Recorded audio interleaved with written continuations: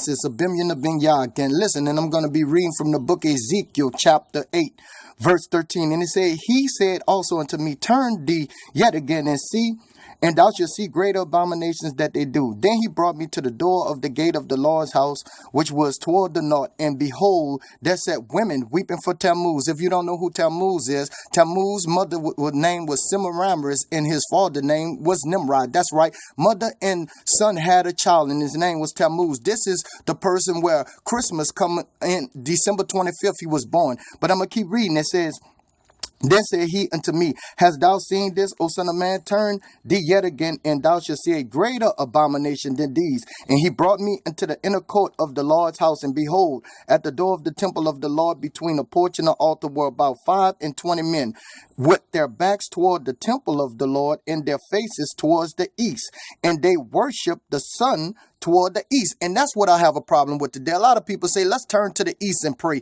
When we see that the elders of Jerusalem, being in Jerusalem, turning to the east and worshiping the sun god. Listen, I'm going to tell you something, people. We living in a time where Yeshua said, you don't know what you worship when you come to this mountain. As he was talking to the Samaritan woman, he said, we being Hebrews, we know what we worship. For the hour shall come, and now is, where the true worshipers shall worship the Father in spirit and in truth, for he seeketh such to worship him. For God is a spirit, and them that worship him must worship him in spirit and truth, for he seeketh such. Listen, people, we living in a time and hour where people are doing all type of things. Listen, when Solomon created or built the temple that God had put in David's heart to build for him, you got to understand that Solomon, he prayed a prayer that said, if war would arise, if anybody is sick, let them pray to the temple. The temple been destroyed. That's why the scripture said, lo, the kingdom of heaven is without observation, but it's within us. So if we have the kingdom inside of us, what is the kingdom?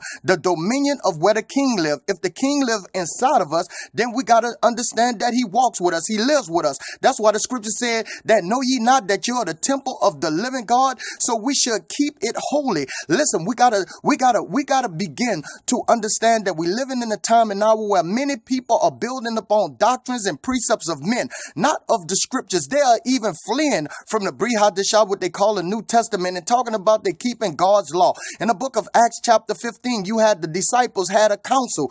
What they said, that the people that was of the circumcision try to force people to be circumcised and keep the commandments of the law, which neither they or their fathers could keep. So these battles, these conflicts already been disputed. So you got to stop listening to these fools talking about praying to the east. Listen, you got to pray the righteous prayer, or pray the fervent, effectual prayer of a righteous man. Well, it's going to avail much. The scriptures teaches us that we're going to be led by the Spirit. If you are led by the Spirit, then you are the Son of God, not led by the HaTorah, not led. You got to be led by a Spirit. And if you don't have His Spirit, then maybe you need to find someone that can pray to the Father that you can be filled with His Spirit. Until the next time, may the grace of God be with you.